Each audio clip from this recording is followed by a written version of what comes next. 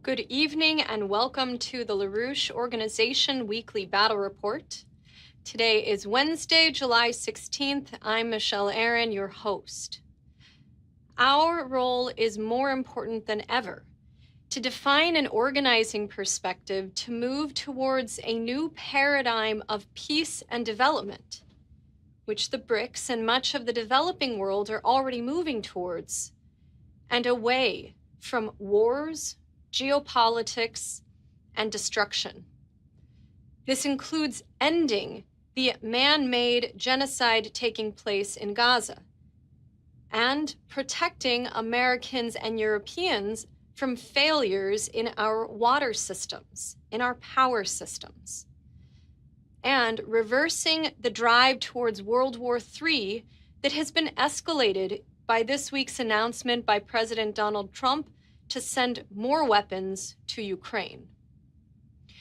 In tonight's report, we'll cover a wide array of activity from the past week, beginning with the International Schiller Institute conference in Berlin over this past weekend, then to some on-the-ground organizing reports in the United States, take a look at Diane, Sare, president of the LaRouche Organization's Friday night symposium on the Texas flooding, a report on a new bridge project in Belize, Central America, and conclude with a report from Tim Rush, who's been organizing in Brazil.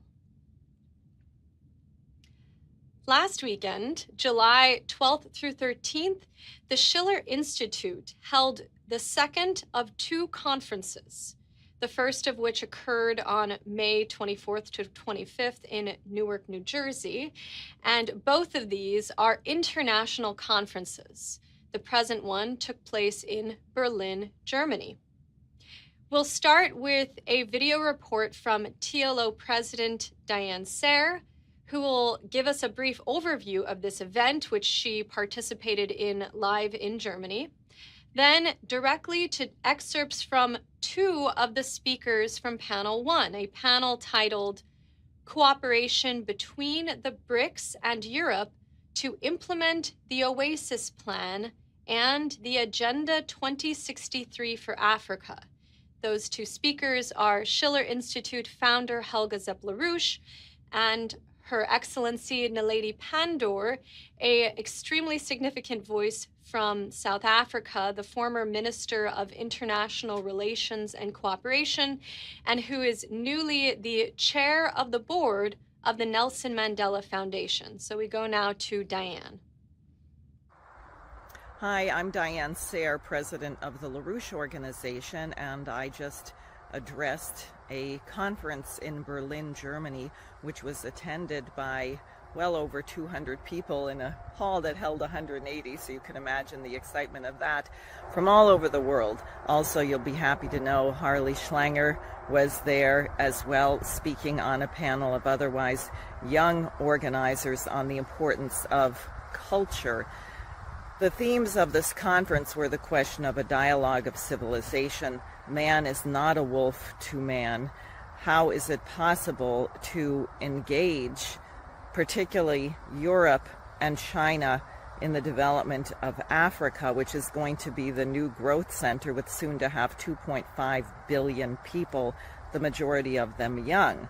The United States obviously could play a critical role in this if we would return to our founding anti-colonial principles, and as I said in my speech, to the American intellectual tradition, which, given the current trajectory and the behavior of our current president posting, frankly, very juvenile messages on Truth Social as a way of handling diplomacy, it may be hard for people to imagine that there has been an American intellectual tradition, but I will tell you, Lyndon LaRouche was the high point of that, a genius in the work of Leibniz, Gauss, Riemann, encouraging the study of Kepler and Einstein among his younger associates.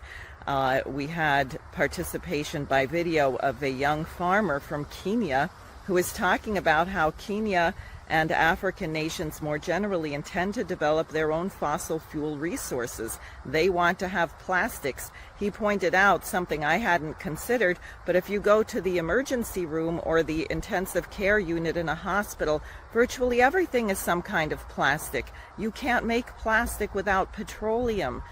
Don't Africans deserve a right to the same modern technology to save lives as we have here? Do you really need those crazy so-called environmentalists running over there telling them they should only have solar panels and windmills, which might allow them to bake an egg but not have modern health care or do modern farming? But I can tell you the younger people all over the world, particularly the global south, are very optimistic. They're not going to let anyone steal their future from them. And I would say to younger people in America, join me, join the LaRouche Organization and the Schiller Institute. We don't want your future to be stolen from you either. The world has never been closer to a point of no return, to a potential endpoint in history where the final catastrophe of a global nuclear war becomes inevitable. Friedrich Schiller, in many of his works, used the term punctum saliens, which in drama and history describes the moment when everything starts moving inexorably. In his fourth letter on Don Carlos, he writes, "Every action has its punctum saliens, where it leaps from possibility into reality."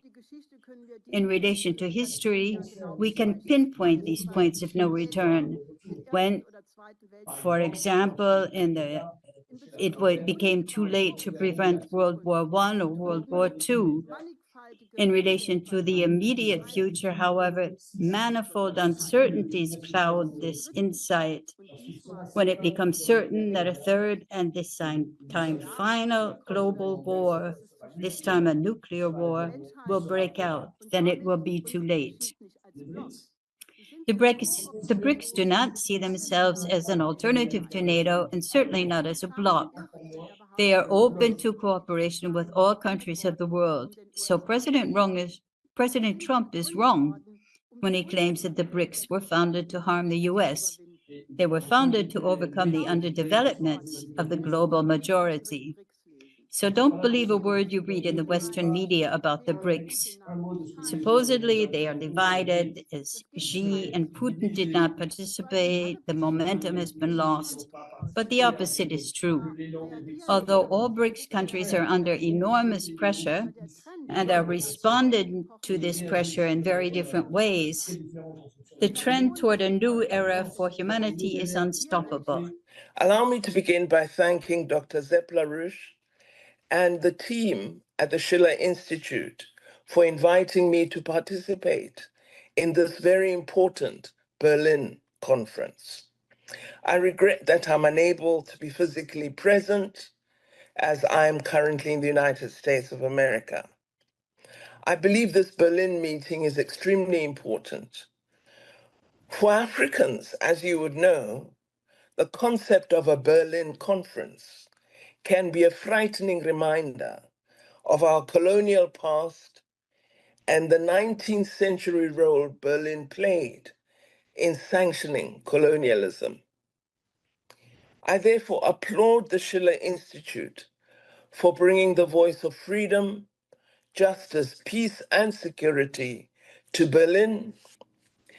The continent of Africa supports all initiatives for peace. Peace is good.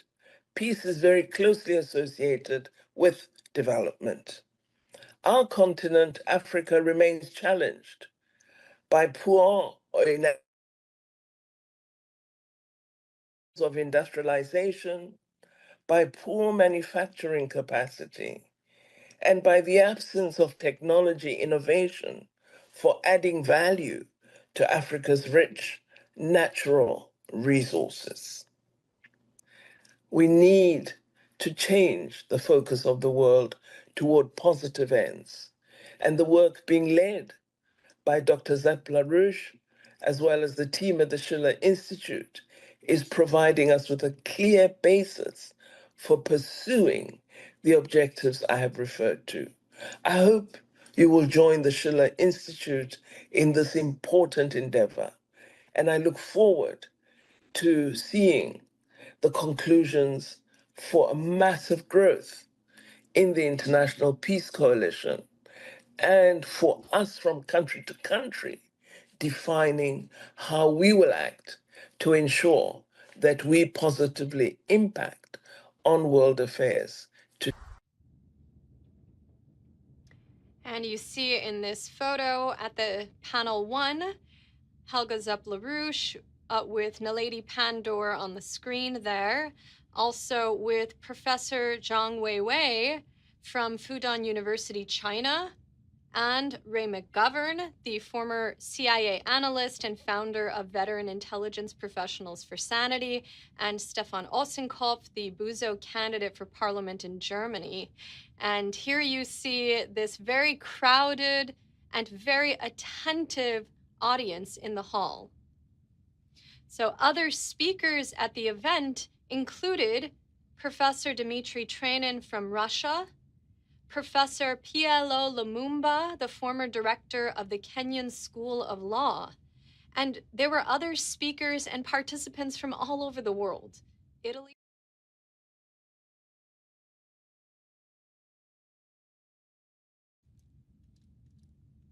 Again, there are many other speakers around. Okay. There were other speakers and participants all over the world, from Italy, Denmark, France, Austria, Mexico, from Texas and Michigan and Virginia and New York from the United States. Other panels included panels that took up the scientific challenges in the new paradigm and the role of young people in shaping the Earth's next 50 years. So these excerpts were just a taste. The more of this conference that you watch, the more informed you will be and the happier you will be. You can find the videos of all of the panels of the conference at the Schiller Institute website. We include the link below. Now we have 2 organizing reports from the United States this week. Yesterday, TLO Vice President Chris Sare and other organizers were out in Woodside, Queens, New York, and they were talking to members of the population, people walking by on this street, about not falling into wars, but instead joining with the BRICS on win-win cooperation and rebuilding the American economy. Hey, good afternoon. This is Chris Sare with the LaRouche organization, and myself and 2 of my friends are out here in Queens, New York, campaigning. Say no war with Iran, no war with Russia, and we're letting people know that the people that are really pushing for war right now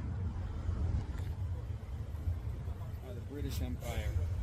And it's time for us, like George Washington, to kick the British Empire out of the United States. So we're letting everybody know about the conference that we just had in Berlin, where we had a discussion about how Russia, China, Europe, and hopefully the United States can come together to develop the global South. And this is not pie in the sky. This is not just a good idea. This is exactly what the Chinese are doing right now. This is what Russia is doing when they offer to make nuclear power plants in Iran and to enrich the uranium for Iran in order to avoid war. But if you want to avoid war, you can. And the question is, does the United States want to avoid war? And that's what we're asking the American people here to join us in, getting the United States back to its anti-colonial mission, look not abroad for monsters to destroy, and build our internal improvements here and join with the world. Thank you. Now, have you distributed flyers today? Here we have a couple. Oh, here's the sign. I almost forgot. Here's the sign that Chris was putting up in Queens for people to take a look at there. You see it says, "In the spirit of 1776, kick the empire out and end the wars," with that lovely cartoon there, kicking out the British. So that That was a fun part of the deployment to point to that sign. Now, here we are with Bill Ferguson, who is one of the Minutemen, distributing 450 flyers in Quincy, Massachusetts, which is the birthplace of John Hancock, John Adams, and John Quincy Adams. So his crew went out before a concert of the Dropkick Murphys and got out these flyers. And this is something everyone can do. You can get the flyers, you can download them at the LaRouche organization website. And please send photos and videos of your activity into info@laroucheorganization.com. Here's one of the signs they had with them. It says, "America goes not abroad in search of monsters to destroy," which was from a famous 4th of July address by John Quincy Adams. Now, last Friday night, TLO President Diane Sare held an important discussion in her symposium titled "Texas Flash Floods: Why Infrastructure Saves Lives," with engineering experts Cal Smith and Bruce Todd. The Guadalupe River Basin, the part of Texas that we've now heard of over 200 fatalities from the recent flooding, is not new to flooding. Watch the whole symposium for a full background to that, and we include the link to the symposium in the YouTube description below. For those of us in New Jersey and New York who experienced severe flash flooding on Monday, watch the report to hear from Bruce about his role in the construction of flood control systems around the Newark airport. But for now, we're going to look at a short excerpt from the symposium from Cal Smith speaking on possible ways to address the flooding problems in the Guadalupe River Basin in Texas, and a sharp insight from Diane Sare that the good for an individual is not in conflict with the good for the nation as a whole. The Guadalupe watershed, as you see, runs all the way from, it has two forks up in the far west of it that actually cross the New Mexico border. They come together north of Kerrville and Hunt, and then it runs down that reservoir there in the middle is Canyon Lake, and then it runs through New Braunfels down through Victoria, which is one of the pictures I had of flooding down into the Gulf of Mexico. And it shows that the basin covers about 10,200 square miles that are drained. Now, we've seen that they built a lot of dams, and there may not be, because of the low limestone bluffs, there may not be a place where a dam could be built that would hold all those floodwaters back.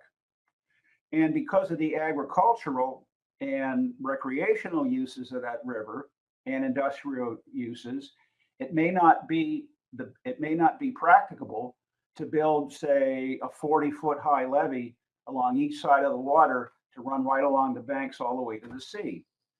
However, we know that many parts of the West are suffering under terrible drought right now. And if you look at these two maps here, for example, the one on the right, which has, you can see the border of Texas, you'll notice that the Guadalupe River crosses one of the proposed canals that would be built for either the NWAPA system, the North American Water and Power Alliance concept. That one possible idea that we may want to investigate is to build reservoirs, diversionary dikes set at a certain level, so that if the flow comes in higher than those levels, you could have the water go over those dams into great holding reservoirs, and then put pumps in those reservoirs, which could be fission or fusion powered, to pump the water by pipeline into some of these proposed canals to build up the water supply of the West. Why, as President Kennedy said, why not take advantage of the energy and the power that the water can provide and use it for people in other states? So here again, you see a more clear map, and you can see that we can pump these many, many acre feet of water right into this system. This also, building something like this would be a fantastic training ground for training the cadre of young engineers, skilled technicians, meteorological scientists, artists, and musicians that we need to move the country forward. So as citizens, we have a lot of work to do to educate our fellow Americans and our elected officials on what a productive economy means. Yeah, what an economy means. Also, I wanted to get back to something Kennedy said, which reminded me very much of George Washington's farewell address, because he takes up the whole question of unity of the nation, that it's not one part of the country against another. They didn't see this project as being something that was just about or the Oahe Dam or the Texas project. It's not about South Dakota. It's not about Texas. It's about the nation. The Erie Canal. Well, the canal was built in the state of New York, and because the federal government at the time wouldn't fund it, it was paid for by the state of New York. But what did it do? It opened up the entire heartland of the United States, the Great Lakes region, Detroit, Chicago, for development, for manufacturing, for industry. So we tend to get very silly debates, especially now, where people have some kind of confusion of a libertarian idea that if the government did nothing and everybody just looked out for themselves, everything would come out okay, which is just, it just doesn't work like that. So a major way that you can, a tool to use to communicate concepts of physical economy, a productive nation, and in fact, policy proposals for what to do in the United States is by distributing the TLO pamphlet, Economic Recovery Plan 2025, which is available on online versions on the website, or you can contact us to get hard copies sent to you. Now, an activist who did just that, last night, Andrew in the Northeast went to a town hall meeting of a state legislator in his home state of Maine. He got the pamphlet to the legislator directly and also got about 30 leaflets out to people in the crowd. So definitely do that. Get the pamphlet, get it into the hands of anyone you can. Also, you might consider, if you're trying to work with people new to these ideas, sit down and read some of the chapters with them out loud. It helps bring up questions that people have and helps them work through it too. Okay, now, is it possible? Can we get any of these projects built? Can anything be done? Yes. The global south, typified by the BRICS, are developing, and we can take inspiration from that progress. So Ben Wesley, a former congressional candidate in Connecticut's 4th Congressional District, and who has been active with the LaRouche movement, has just sent in this report from Belize, Central America, where he saw firsthand an improvement in the nation's infrastructure.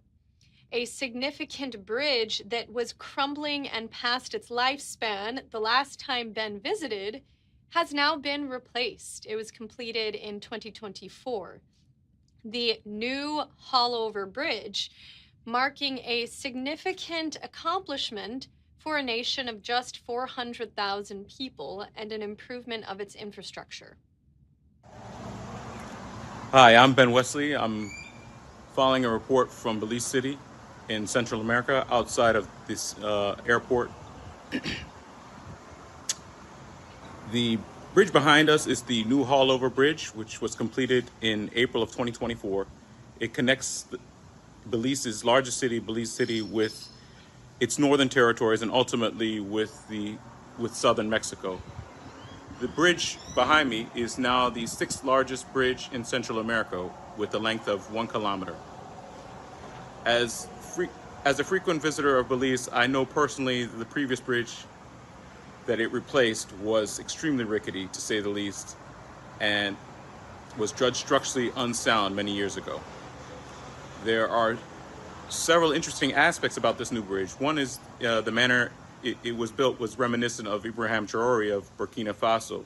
It was proudly designed and constructed by Belizean workers. In a country of only 400,000 people, this was no small undertaking. It also represented a significant increase in the standard of life. Immediately after its construction, the through traffic increased from 13,000 to 17,000, or 30% increase in traffic passing comfortably without congestion. It's also noteworthy that the lead engineer, Megan Martinez, was only 28 at the time. Her work creating one of the gems of infrastructure for the country at such a young age seems to be the goal of Jose Vega's Space CCC, where we're empowering young people to create great infrastructure.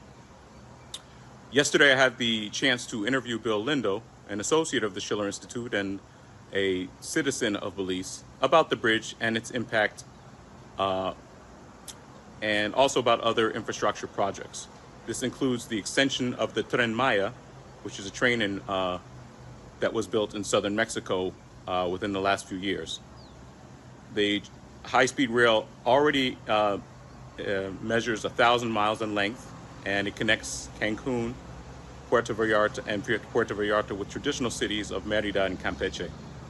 There are serious discussions by the Prime Minister of Belize, Mr. Briceño, and the Mexican Prime Minister, Claudia Sheinbaum, about extending the Mexican train to Belize City, Guatemala, and beyond. This represents a true effort for win-win and peace through development. I'll be posting our full interview in the next coming days. Signing off from Belize. Thank you, Ben. We conclude this evening's report with a video sent in yesterday by Tim Rush, who has been representing the Schiller Institute and the LaRouche movement all over Brazil for the last 2 weeks. He's participated in many meetings, many teleconferences, and he will convey here some of what he's been able to get across in the course of those meetings, some of the responses he's gotten, and his sense that being there, organizing, has reinforced to him the importance of us doing what we're doing. Hello, this is Tim Rush. I'm in representation of the Schiller Institute, the LaRouche movement, the EIR, in Rio de Janeiro. Today is Tuesday, July 15th. I reported last week on being part of the press pool at the summit of the BRICS nations, a tremendously important and successful summit last week. Since then, I've been traveling in many parts of the country, just finished 2 days in Sao Paulo. I want to say that in many fora, both in a certain relatively senior level of what you could call the nationalist left, and also among student groups, I've been able to bring important conceptions that were not on their radar screens. In several cases, people would scoff a bit, but when I provided some depth, people said, I really need to follow what you're saying. One area is the area of the British geopolitical poison that's steering us toward nuclear war, and the idea that the United States needs to rediscover its own anti-colonial past. The second is that danger of nuclear war. A number of people would simply say, we recognize that could be a danger, but we don't see it in as intense level as you are presenting. But I think by the conclusion of several of those meetings, these people would say, please get us more information on this. We have to get what you are putting together on it. Just want to illustrate in one instance, the kind of conceptual, we feel a tremendous conceptual gap for people. In this case, it was a teleconference or video conference that involved about 55 people from more than 20 countries, people trying to end the genocide in Gaza. And it's a miniature of what we do with our IPC meetings in a certain way on Fridays, International Peace Coalition. People were just torn up, as any human being would, by what's going on in Gaza and the West Bank and so forth. But no one had any idea of solution. In fact, until I brought it up, no one even said anything about the fact that today a tremendous step forward occurred in Bogota, Colombia, where 30 countries at a very high level met, convened by Colombia and South Africa, to be able to really kick the UN into gear to confront this genocide. Brazil this morning announced that it is going to join the South African suit at the International Court of Justice against Israel for genocide. Things are moving, but listening to these people on this teleconference, you wouldn't know that. They're just locked in their own emotional distress. I was able to review what we did in our Berlin conference, went through the Oasis Plan, the importance of the BRICS, the importance of the Belt and Road moving into the Southwest Asia area, and gave an entirely different perspective of how we actually put in place an economic solution or an economic element that makes whatever other political agreements are made function.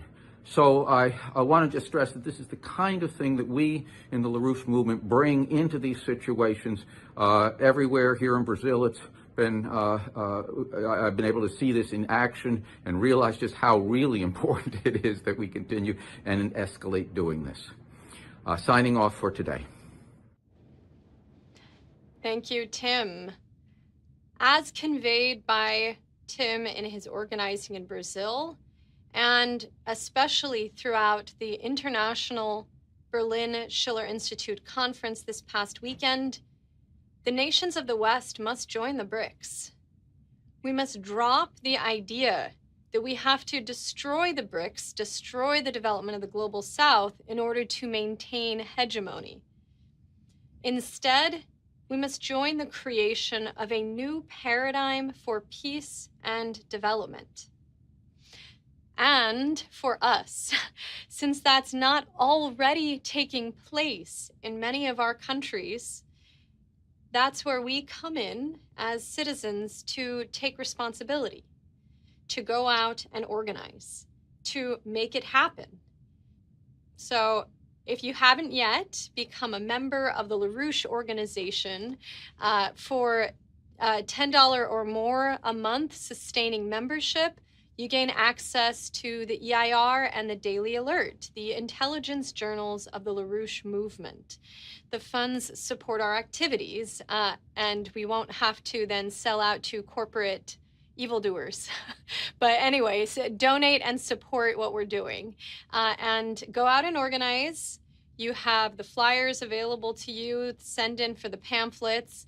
And please send in your reports to info@laroucheorganization.com.